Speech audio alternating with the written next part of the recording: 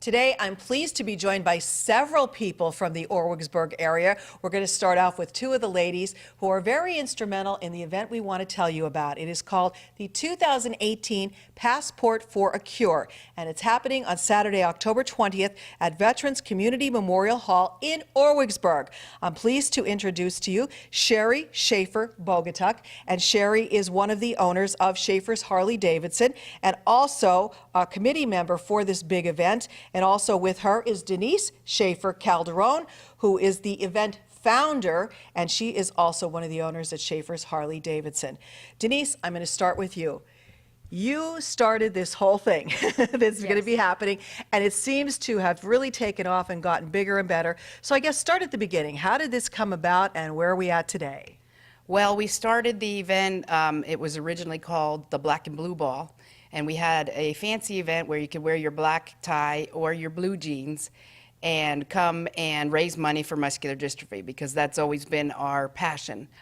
Each year we travel to a different country, and we decorate and have some dinner and some drinks that go with our theme of our country we're going to.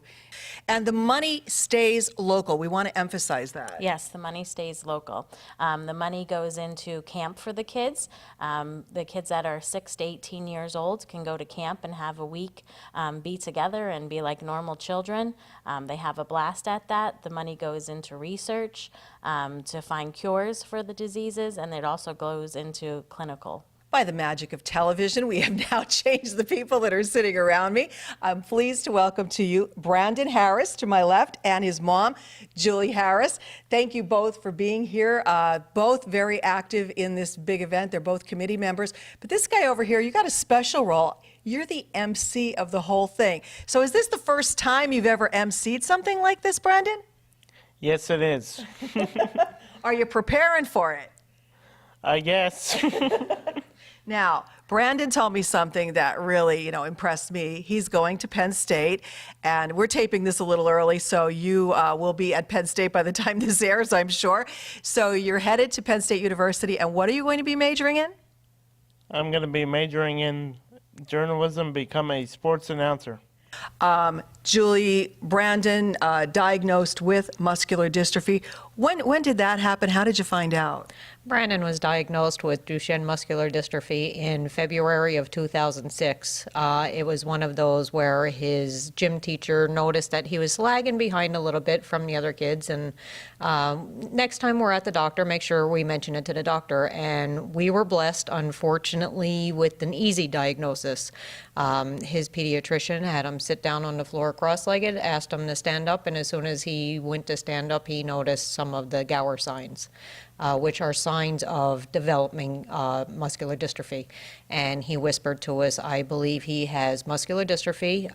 We're going to go and get some blood tests done and neurology and so forth. And from there, he was diagnosed with Duchenne muscular dystrophy. It's just one of the 43 different types of muscular dystrophy. So this is a big event, and I guess I should ask you, how did muscular dystrophy change your life? What did you have to do differently now because of this? Well, I've always loved sports, and before I was diagnosed, I played a lot of sports, and then once I was diagnosed, I got to play for a couple of years, but a couple of years later, I wasn't able to walk, so that's when I changed my plan to become a sports announcer. Now, have you been going to this event, the big event that's taken place, the Passport for a Cure, in past years? I've been to every one, I'd say. Brandon, why is it so important for people to sponsor and come out to this event? It's important to give other people like me a chance to maybe someday not have to deal with this anymore, and that's our goal.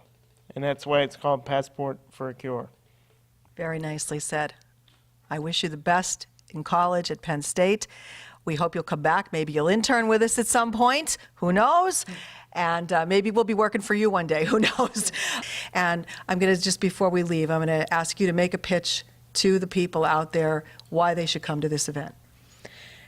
If you're a parent, imagine what your life would be like and how your life would change in an instant when your child is diagnosed with a disease as severe as this. Nobody should have to deal with this. Nobody. It's hard enough on the individual, but on the families as well. It's a life-changing episode that happens, and we wish nobody has to deal with this, honestly. We need the help. We need your support. We need a cure. Absolutely. And you can make that possible by supporting this big event. So call, get your tickets, be a sponsor, do something. Let's make this a very successful event where they don't have to have this event again to find a cure. They could have it as a celebration of a cure.